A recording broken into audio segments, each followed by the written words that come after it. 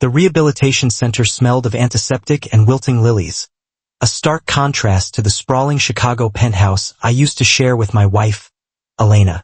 From my wheelchair, I watched her check her reflection in the darkened window, smoothing a dress she bought for a dinner I wasn't invited to, while her phone buzzed incessantly with messages from a name she thought I couldn't see.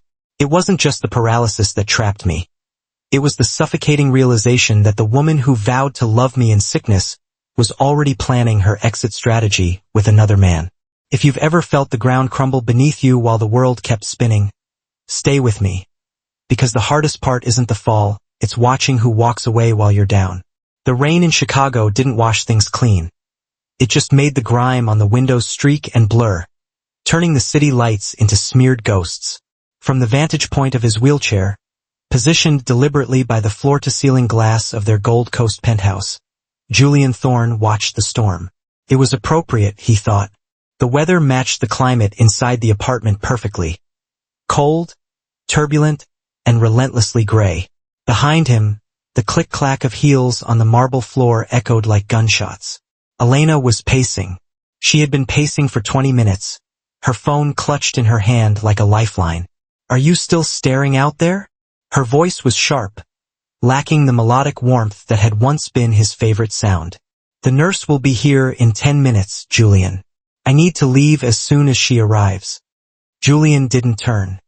He couldn't turn his wheelchair easily on the thick rug she had recently insisted on buying. A rug that looked beautiful but acted like quicksand for his wheels. "A late showing?" he asked, his voice rough from disuse. He spent most of his days in silence now. "Yes, a potential buyer for the loft on Wacker Drive." "It's a big commission," Elena lied. She was a terrible liar, but perhaps she just didn't care enough to be a good one anymore. Julian saw her reflection in the darkened window glass. She wasn't wearing her business suit. She was wearing the emerald silk dress with the backless cut.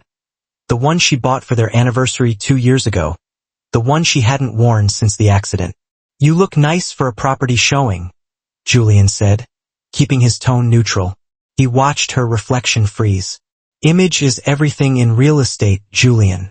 You know that," she snapped, adjusting her earring. It was a diamond drop he hadn't bought her. "Besides, I have a dinner meeting afterward with a developer.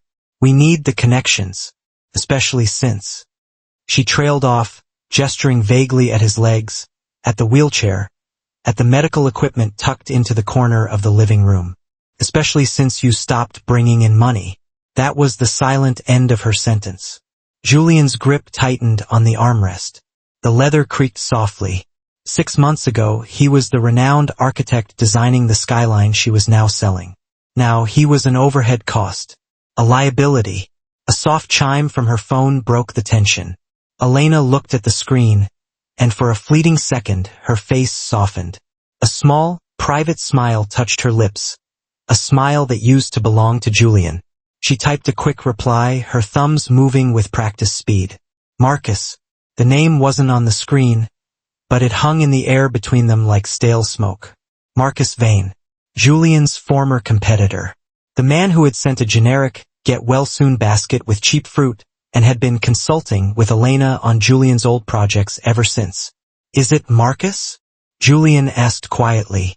Elena spun around, her eyes wide with a mixture of guilt and defensive anger. "Why would you ask that? I told you it's a client." "God, Julian, just because you're stuck in that chair doesn't mean you have to be paranoid. It's exhausting." She walked over to the mirror in the hallway, applying a fresh coat of lipstick. Red. Deep blood red.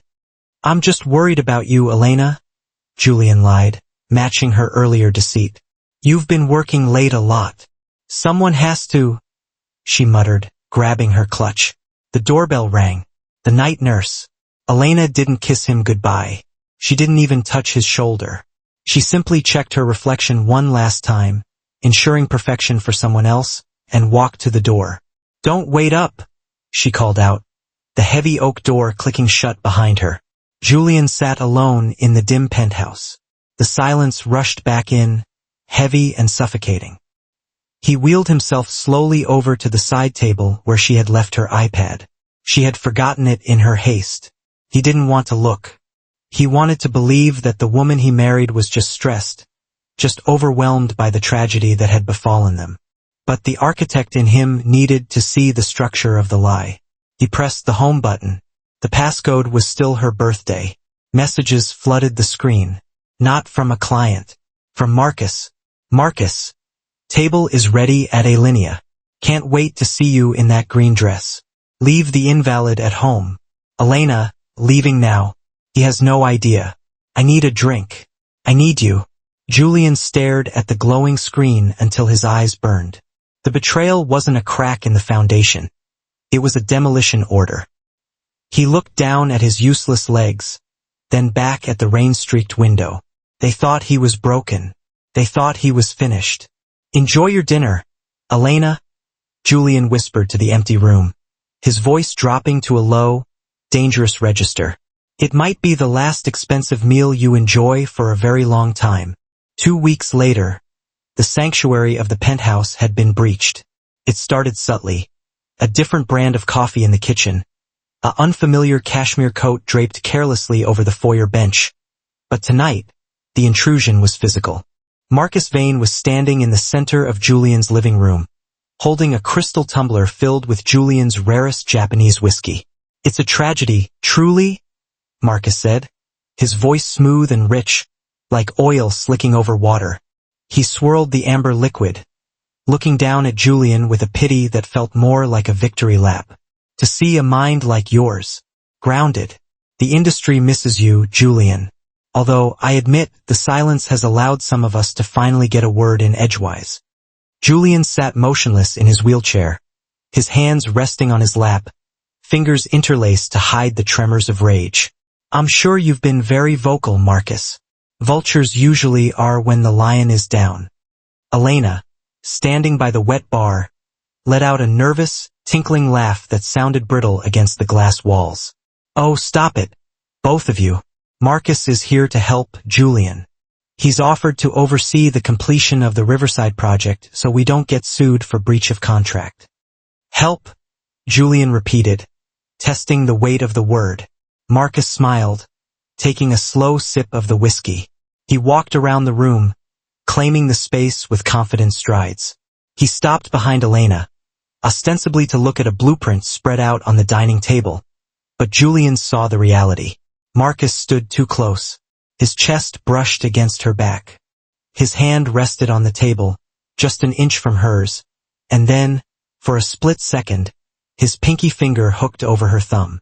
It was a microscopic gesture of ownership, brazenly performed in front of the crippled husband. We need to discuss the finances, Julian, Marcus said, turning back to face him, his body blocking Elena from view. The medical bills are astronomical. The overhead on this apartment is bleeding you dry. Elena and I were reviewing the portfolio. It might be time to liquidate the commercial holdings in the loop. Those are my retirement, Julian said cold. My legacy. Legacy doesn't pay for 24-hour care, Elena interjected, stepping out from behind Marcus. Her face was flushed, her eyes bright. Not with stress, but with the adrenaline of the affair. She held a stack of documents. I've had the lawyers draw up a power of attorney. Just temporary, Julian. Just until you're better. It will let me handle the sales without dragging you to notaries every week. She placed the papers on the low coffee table in front of him. Beside the papers, she set down a pen. It was a cheap plastic ballpoint, not the Mont Blanc he used to use. Julian looked at the documents. The legal jargon was dense, but the intent was clear. Total asset control. They weren't just selling a building. They were stripping the copper from the walls of his life. And if I don't sign? Julian asked, looking up at Marcus. Marcus chuckled softly, setting his empty glass down on a coaster. He moved to the large leather armchair, Julian's chair, the one molded to his shape over years of reading, and sat down. He crossed his legs, looking comfortable, looking like the master of the house. Then the banks foreclose on everything, old friend, Marcus said, his eyes gleaming. And Elena ends up on the street. You wouldn't want that for your devoted wife, would you? Julian looked at Elena. She avoided his gaze, focusing instead on the rim of Marcus's glass. The betrayal was no longer a secret affair. It was a collaborative business venture. They were a team, and he was the obstacle they needed to clear. He reached for the pen. His hand shook, not from weakness, but from the sheer effort of suppressing the urge to lunge at them. He knew he couldn't win a physical fight. Not yet. He needed to buy time. He needed them to think he was defeated, broken, compliant. He scribbled his signature. It was jagged, ugly. "Good choice," Marcus said, standing up and buttoning his jacket.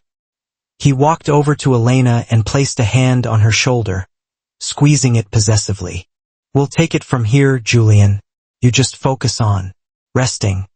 As they gathered the papers and moved toward the study to file them, Julian sat alone in the center of the room. The scent of Marcus's cologne lingered in the air, overpowering the smell of the rain outside. He looked at his reflection in the dark window. The man in the glass looked small, diminished. But inside, something was hardening. The intruder hadn't just entered his home. He had locked the door behind him. But Marcus had made one mistake. He had left the whiskey bottle on the table, within Julian's reach. And on the label, reflected in the glass, Julian saw the date. It was a bottle he had been saving for the birth of a child they never had. Julian uncorked it, pouring a splash into his own glass. He didn't drink to forget. He drank to remember exactly how this felt. The silence in the Mercedes was absolute, broken only by the rhythmic thumping of the wipers against the glass. Elena drove with a rigid determination, her knuckles white on the steering wheel. She hadn't looked at Julian since they left the underground garage of the penthouse, and the city skyline was already fading into the rearview mirror, replaced by the grim industrial sprawl of the outer suburbs. "It's a specialized facility, Julian," she said for the third time, though he hadn't asked. Her voice was tight, rehearsed. "Marcus found it. They focus on long-term integration. The insurance covers it fully. We can't afford private in-home care anymore. You know that." Julian stared out the window at the passing strip malls and pawn shops. Long-term integration. It was a corporate euphemism for warehousing. He didn't argue. The power of attorney he had signed 2 weeks ago had stripped him of his vote. He was merely cargo now. The car slowed, turning off the main road onto a cracked asphalt driveway. A sign, faded by sun and neglect, read, "Oakbridge Assisted Living." The name suggested grandeur.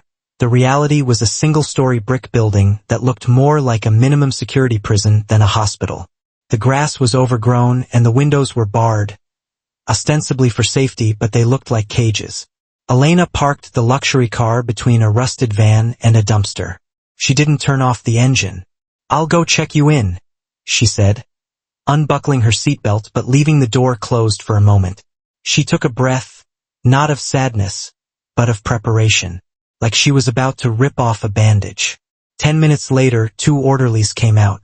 They weren't the gentle, scrub-wearing professionals from the city hospital. These men wore stained polos and looked tired, indifferent. They hoisted Julian from the car to a wheelchair that smelled of stale urine and bleach. Elena followed them inside, carrying a single, small suitcase. That was it. 34 years of life, a career that touched the clouds, a marriage that was supposed to be forever. All distilled down to one carry-on bag of sweatpants and toiletries. The lobby of Oakbridge was dim, lit by flickering fluorescent tubes that hummed like trapped insects. The air was thick with the smell of boiled cabbage and industrial disinfectant, masking something rodder underneath. "Here's the paperwork, Mrs. Thorne," a woman behind the glass partition said, sliding a clipboard across the counter. Elena signed. She signed fast, faster than she had ever signed a check. "Room 104. Down the hall, left side," the woman said, not looking up. Elena walked beside Julian's chair as the orderlies pushed him down the linoleum corridor. The walls were scuffed. From open doors, he heard the sounds of coughing and daytime television blaring at maximum volume. They reached room 104. It was a shoebox. A single bed with a thin blanket, a plastic nightstand, and a window that looked out onto a brick wall. "It's cozy," Elena said, her voice trembling slightly. She set the suitcase on the bed. She didn't unpack it. She turned to him, clutching her purse against her chest like a shield. I have to get back. The movers are coming to the penthouse at 3. Movers? Julian asked. His voice was a dry rasp. We're selling it, Julian. We have to. She looked at her watch. I'll visit. Promise. Once I get settled. She leaned in, her perfume. Expensive, floral, completely out of place in this room. Filling his nose. She kissed his forehead. It was cold, dry, and terrifyingly final. Goodbye, Julian. She didn't wait for a response. She turned on her heel, the click of her shoes rapid and retreating. Julian listened until the sound disappeared, swallowed by the hum of the facility. He was alone. 3 days later, the visit Elena promised arrived in the form of a large manila envelope. An orderly tossed it onto his lap during lunch, a tray of lukewarm gray mash. Julian tore it open with his teeth and one functioning hand. Superior Court of Cook County. Petition for dissolution of marriage. Reasons cited, irreconcilable differences. Attached was a note, handwritten on a sticky note, not even on stationery. I'm sorry. I can't be the wife of a ghost. Don't fight this. Julian looked at the paper. He didn't cry. The tears had dried up somewhere on the drive over. Instead, a strange, cold clarity washed over him. She thought she had buried him here. She thought Oakbridge was a grave. He looked at the brick wall outside his window. It wasn't a grave. It was a bunker. And the war had just begun. 5 years in a place like Oakbridge didn't just age a man. It eroded him, layer by layer, until only the hardest bedrock remained. For Julian, that bedrock was rage, calcified into a cold, diamond-hard ambition. The rec room was quiet at 5 a.m. It was the only time the television wasn't blaring game shows. Julian sat at a scratched laminate table in the corner, the wheels of his chair locked firmly in place. His upper body had changed. The soft architect's physique was gone, replaced by the lean, corded muscle of a man who had to drag his own dead weight through the world. He wasn't using a computer. He couldn't risk the digital footprint, and besides, the facility's Wi-Fi was monitored. Instead, he worked with charcoal and a large sketchpad resting on a tilted board he had fashioned himself from spare wood. The sound of charcoal scratching against paper was rhythmic, aggressive. Scritch, scritch, pause. You're pressing too hard, a soft voice said from the doorway. You'll snap the lead. Julian didn't jump. He finished the curve of a cantilevered balcony before looking up. Clara stood there, shaking rain from a beige trench coat. She looked older too, finer lines around her eyes, a weariness in her posture, but her eyes were sharp. She was the only person from his old life who hadn't treated him like a contagious disease. If the structure can't hold the weight, it deserves to break, Julian said, his voice gravelly. He wiped his blackened fingers on a rag. You're early. Traffic was light coming out of the city, Clara said, walking over. She placed a steaming paper cup on the table. Black coffee from a roastery in Wicker Park, a small Mercy she brought him weekly, and a heavy manila envelope. The payment for the lakeside villa design cleared, she whispered, pulling up a plastic chair. The client was ecstatic. They're calling it visionary. They still have no idea who drew it. Julian took a sip of the coffee, letting the bitterness wake up his senses. Good. And the name? It's sticking, Clara nodded. In the firms at the gala dinners, they're whispering about the architect. A recluse. A genius. A ghost. Some people think it's a collective from Europe. Others think it's AI. Let them guess. Uncertainty breeds value, Julian said. He opened the envelope. Inside was a stack of cash, untraceable, and bank statements for an offshore holding company Clara had set up. It wasn't a fortune yet, not compared to what Elena and Marcus had stolen, but it was enough. Enough to buy better equipment. Enough to hire private investigators. Enough to wait. Speaking of rumors, Clara hesitated, her fingers tracing the rim of her cup. I heard something about Vane and Thorne Enterprises. Julian's expression didn't change, but the air around him seemed to drop a few degrees. He hadn't used his own last name in years. Go on. They're leveraging everything on the Skyline project. The city's new cultural center. It's a massive bid. If they win, they stay afloat. If they lose, they're insolvent, Julian finished for her. He knew the numbers better than they did. He had been tracking their financial decline through public records and industry gossip. Marcus was greedy, and Elena was expensive. It was a volatile combination. They fired their lead designer last week, Clara added.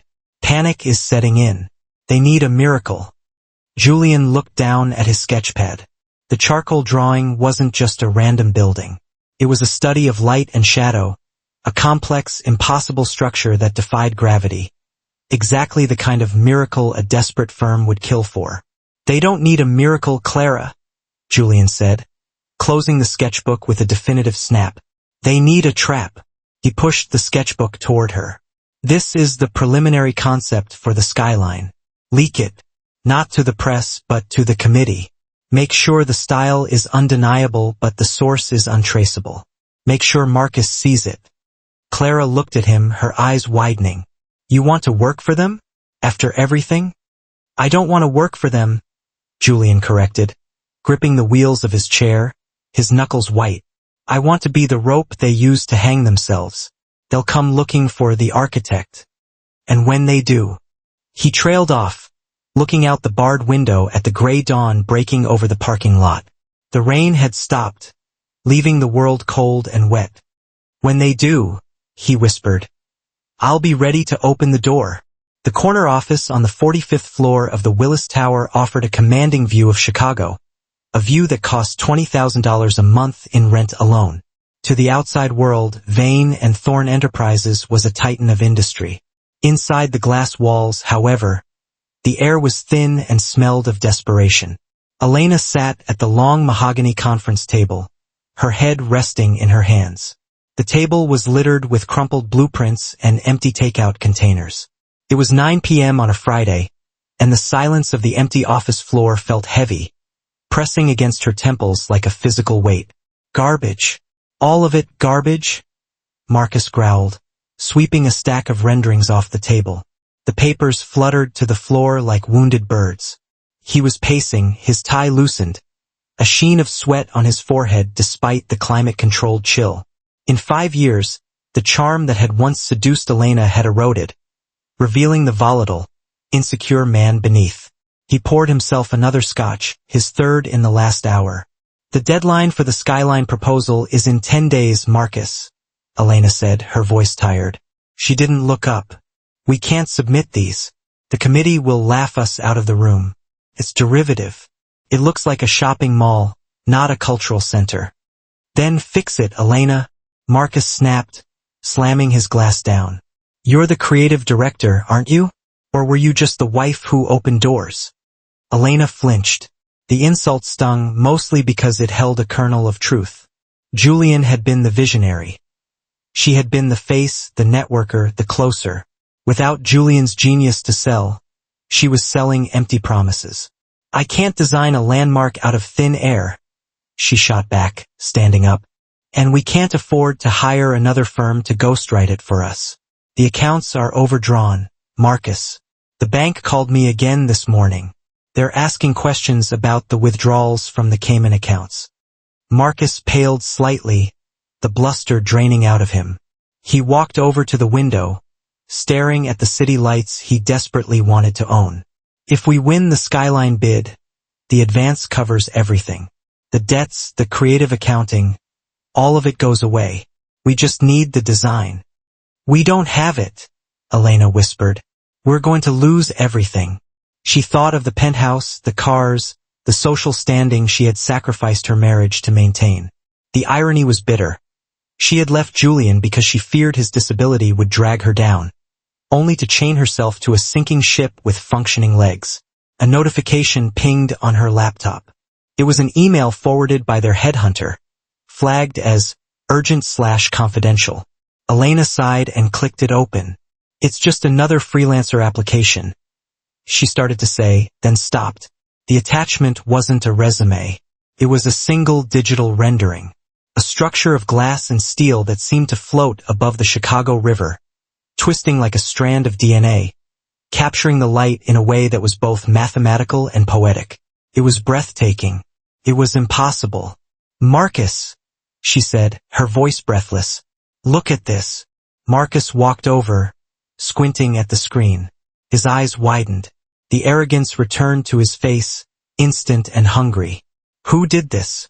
Is it Foster? Hadid?" "No." Elena scrolled down. "It's signed. The architect. No name. Just a contact through an encrypted proxy server. The email says he accepts high-risk commissions for complete anonymity." "The architect," Marcus muttered. He had heard the rumors. Everyone had. The ghost who was saving projects in Dubai and London. "He's expensive." "He's our only option," Elena said, staring at the screen. The design stirred something in her memory, a sense of style, a philosophy of light, but she couldn't place it. Felt familiar yet foreign. "If we bring this to the committee, we win. Guaranteed." Marcus leaned over her shoulder, his hand gripping the back of her chair. "Contact him. Offer him whatever he wants. Double the standard rate. Tell him we need a meeting immediately. He demands total privacy. No press. And a non-disclosure agreement that's ironclad." Elena read from the email. "Done," Marcus said, grinning. It was the grin of a gambler who thinks he's found a cheat code. "Get him in here, Elena. This is it. This is how we survive." Elena typed the reply, her fingers trembling slightly. She hit send. Outside, the wind howled against the 45th floor, rattling the glass.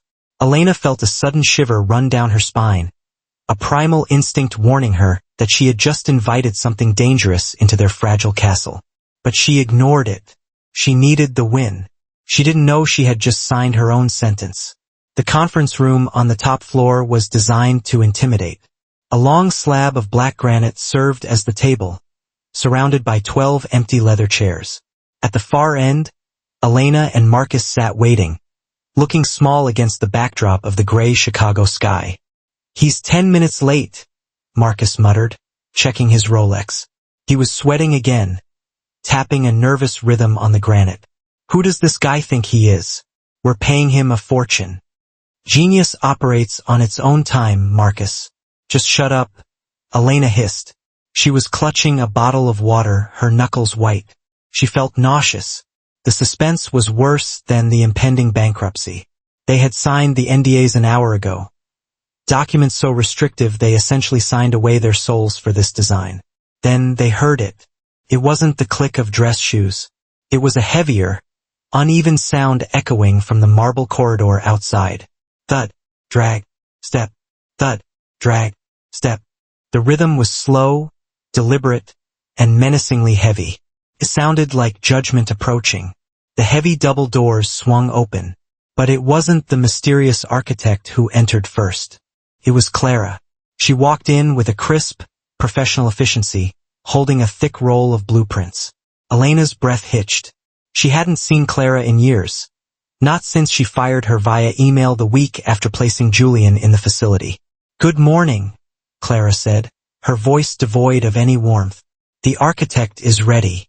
She stepped aside. A figure emerged from the shadows of the hallway. He was tall, dressed in a bespoke charcoal suit that fit him with razor-sharp precision. He leaned heavily on a cane, a sleek, black shaft with a silver handle shaped like a hawk's head. He didn't walk easily. Every step looked like a calculated battle against gravity, a testament to excruciating willpower and years of brutal physical therapy. He stepped into the light. Elena's water bottle slipped from her hand. It hit the table with a loud crack, water spilling across the black granite. But she didn't move. She couldn't breathe. Her brain refused to process the image. It was Julian. But it wasn't the Julian she had left in room 104. That Julian was soft, broken, pleading. This man was carved from stone. His face was leaner, his jawline hidden beneath a meticulously groomed beard that was peppered with premature gray. His eyes, once warm and trusting, were now two chips of dark ice. "No," Marcus whispered, half rising from his chair. That's impossible. Julian didn't look at Marcus. He didn't even blink. He continued his slow, painful march toward the head of the table. Thud, step. He reached the chair opposite them. He didn't sit immediately. He stood there, looming over them, letting them see him. Letting them see the legs they thought were useless. Letting them see the man they thought they had buried. Mrs. Thorne, Mr. Vane, Julian said. His voice was deeper, rougher, like gravel shifting in a quarry. I understand you have a skyline problem. Julian. Elena choked out, the name tearing from her throat. Tears pricked her eyes. Not of joy, but of pure, unadulterated terror. You can walk? I can do many things, Elena, Julian replied calmly. He hooked his cane onto the edge of the table and lowered himself into the leather chair with a controlled grimace of pain. He placed his hands on the table. No wedding ring, just a scar running across his knuckles.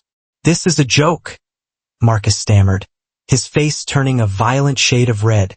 Is this some kind of sick prank? You're the architect? You? I am the only one who can save your company from the insolvency hearing scheduled for next Tuesday, Julian said, his tone flat and professional. He signaled to Clara. She unrolled the blueprints on the wet table, right over the spilled water. This is the design, Julian continued, ignoring Marcus's outburst. The Apex Tower.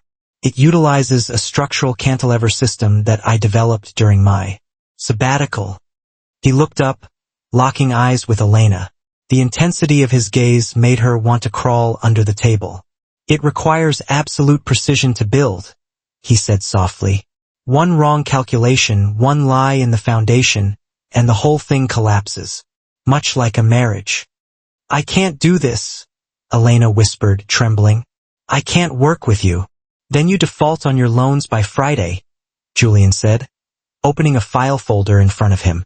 And I believe Mr. Vane goes to federal prison for the embezzlement regarding the riverfront zoning bribes. Yes, I know about those too. The room went dead silent. The only sound was the hum of the air conditioning and the pounding of Elena's heart. Julian held all the cards. He held the gun, the bullets, and the target. Now, Julian said, clasping his hands, shall we discuss the fee? Or would you prefer to discuss why you never visited room 104? Marcus sank back into his chair, defeated. Elena covered her mouth to stifle a sob. The fee, Marcus croaked. Julian smiled. It was a smile that didn't reach his eyes. Excellent. Let's begin. It was 2 a.m., and the city below was a grid of black and gold.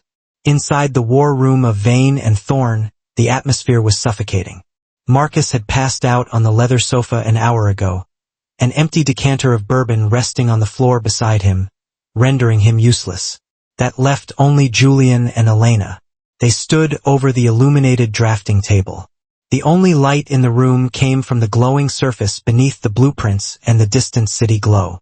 Julian stood, leaning heavily on his cane, his finger tracing a red line that cut through the structural core of the Apex Tower. The structural integrity relies on this specific load-bearing column, Julian said, his voice low and devoid of fatigue. It has to be angled at exactly 35 degrees. Any less and the building collapses under its own weight. Any more and it snaps. Elena stared at the line. Her eyes were rimmed with red, her makeup smudged. She had been living on caffeine and terror for 3 days. 35 degrees, she repeated, a strange chill crawling up her spine. Why that number? It seems arbitrary. It's not arbitrary, Julian corrected. He tapped the glass screen. It's the angle of sacrifice. He looked at her then. The blue light from the table cast deep shadows on his face, making him look like a phantom. Do you remember the intersection of State and 3rd? Elena? Elena froze. Her breath caught in her throat. That was where it happened. The rain.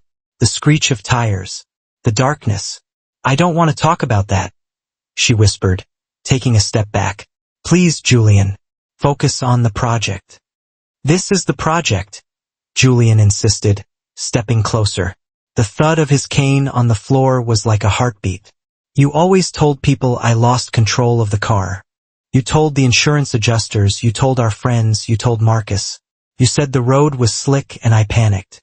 It was raining, Elena stammered, her hands trembling as she gripped the edge of the table. You skidded. No, Julian said softly. I didn't skid. He reached into his jacket pocket and pulled out a small, folded piece of paper. It was an old police diagram, photocopied from the official accident report. A document Elena had never bothered to look at closely. He placed it over the blueprint. The diagram showed the position of their sedan and the oncoming truck. The truck drifted into our lane, Julian narrated, his eyes locking onto hers. I had less than 2 seconds. If I had braked and stayed straight, the impact would have been head-on. We both would have died. He moved his finger to the diagram. If I had swerved left, the truck would have hit the passenger side. You would have been crushed instantly. I would have walked away with a few scratches. Elena felt the room spinning. The memory, long buried under layers of denial and self-justification, began to claw its way to the surface. She saw the blinding headlights. She heard Julian's voice, not screaming in panic, but shouting a warning. I turned right, Julian said, his voice mercilessly calm. I exposed the driver's side to the impact. I took the hit, Elena. I calculated the angle. 35 degrees. Enough to deflect the force away from you. He tapped his paralyzed legs with the tip of his cane. I bought your life with these. I accepted the wheelchair so you could walk away in that green dress. Elena let out a strangled sob, her hand flying to her mouth. The horror of it washed over her like a tidal wave. She hadn't just betrayed a husband who got sick. She had betrayed the man who had actively, consciously martyred himself to save her. And how did you repay that debt? Julian asked, his voice dropping to a whisper that cut deeper than any shout. You left me to rot in a room that smelled of urine. You sold my home. You slept with the man who laughed at my misfortune. I didn't know. Elena wept, tears streaming down her face, ruining the silk of her blouse. I made myself forget. I thought it was just an accident. You knew, Julian said, turning back to the blueprints. Deep down, you knew. That's why you couldn't look me in the eye when you left me at Oakbridge. Not because you were sad, but because you were ashamed. He rolled up the blueprint, the sound of the crinkling paper loud in the silent room. The design is finished, Elena. The angle holds. The structure will survive. He looked at her one last time, his expression unreadable. But I don't think you will. Julian turned and walked toward the door, the rhythmic thud drag step echoing in the cavernous office. Elena slid to the floor, sobbing into her hands, the weight of the truth crushing her far more completely than the car ever could. The fall of Vane and Thorne Enterprises didn't happen with a whimper. It happened with the screaming sirens of federal agents swarming the lobby of the Willis Tower. The Apex Tower design had won the bid, yes, but the scrutiny that came with such a high-profile victory had illuminated the dark corners of Marcus's accounting. The embezzlement, the bribes, the offshore laundering, it was all laid bare, dismantled by anonymous tips that were as precise as a structural engineering report. Julian stood by the curb, the collar of his trench coat turned up against the biting wind. He watched as Marcus was led out in handcuffs, his face shielded by a jacket, pushing through a throng of reporters. The titan of industry looked small, pathetic, and utterly ruined. A few moments later, Elena emerged. She wasn't in handcuffs, but she looked like a prisoner of war. She wore the same clothes from the night before, her hair unkempt, her eyes hollowed out by exhaustion and the crushing weight of the truth Julian had delivered in the drafting room. She spotted him standing by a waiting black sedan. For a moment, she hesitated, then she ran toward him. It wasn't a run of passion. It was the stumble of a drowning woman seeing driftwood. Julian, she gasped, stopping a few feet away from him. She reached out, but his cane hit the pavement with a sharp clack, creating a barrier she dared not cross. They took everything. They froze the accounts. They're talking about seizing the condo. It happens when you build on a foundation of theft, Julian said. His voice was calm, devoid of the bitterness that had fueled him for 5 years. The anger was gone, replaced by a vast, empty indifference. I have nowhere to go, Elena sobbed, trembling in the cold. Marcus, he lied to me about everything. You were right. You were right about all of it. She looked at him, her eyes searching for the man who had once steered a car into a truck to save her life. You saved me once, Julian. Please. I know I made mistakes, horrible mistakes, but we were husband and wife. I can make it up to you. I can take care of you. Julian looked at her. He looked at the hands that had signed his admission papers to the nursing home. He looked at the lips that had lied to him about late-night meetings. I don't need you to take care of me, Elena, Julian said. I learned to do that when you left me in that room with a suitcase of sweatpants. But you still love me, she whispered, desperate. You wouldn't have come back. You wouldn't have designed the tower if you didn't care. I came back to close the loop, Julian corrected. I designed the tower because I am an architect. It's what I do. And I exposed Marcus because it was necessary. He signaled to Clara, who was waiting in the driver's seat of the sedan. The engine purred to life, a sound of departure. What am I supposed to do? Elena cried, her voice cracking. I have no money. I have no reputation. I have nothing. Julian opened the car door. He paused, looking back at her one last time. The rain began to fall again, a soft drizzle that reminded him of that night 5 years ago. But this time he was in control. You have your life, Elena, he said simply. The life I bought for you at the price of my legs. Try not to waste it this time. Julian, please, don't leave me here, she screamed as he lowered himself into the car. I'm not leaving you, Elena, Julian said, his eyes finally showing a flicker of pity, the kind one has for a stranger. I left you 5 years ago, the moment you walked out of room 104. We're just finally making it official. He slammed the door. The car pulled away, merging seamlessly into the river of Chicago traffic. Julian didn't look back.